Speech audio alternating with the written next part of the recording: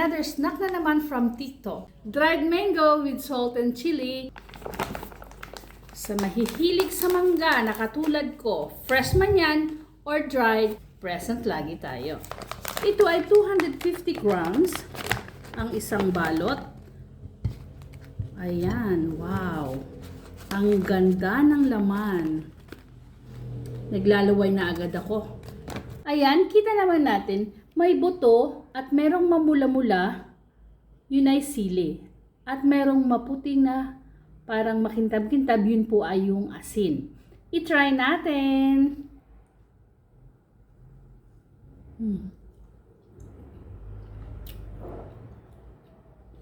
May anghang, tamis, natural dahil hinog yung mangga.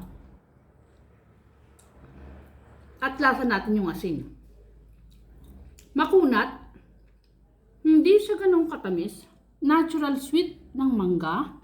Sa mga tulad kong mahilig sa mangga, masarap.